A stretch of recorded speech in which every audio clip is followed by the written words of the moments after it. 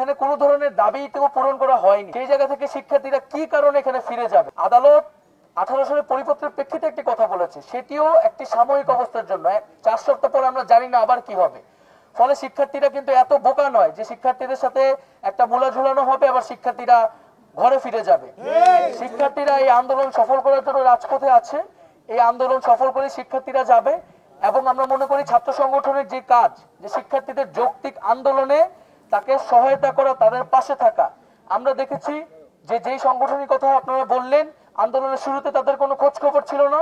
এখন যখন আন্দোলন একটা সফলতার দিকে যাচ্ছে, তখন তারা নানাভাবে এই আন্দোলনে অন্তর্ভুক্ত হওয়ার, এর পক্ষে বা বিপক্ষে অবস্থান নেওয়ার চেষ্টা করছে। আমরা বলবো যে সকল ছাত্র সংগঠনকে দায়িত্বশীল আচরণ করার জন্য এবং শিক্ষার্থীদের পাশে যৌক্তিক আন্দোলনের পাশে থাকার জন্য। এই আন্দোলনের বিরোধিতা করলে শিক্ষার্থীরা কিন্তু সেই সংগঠন বা সেই ধরনের শক্তিকে প্রত্যাখ্যান করবে।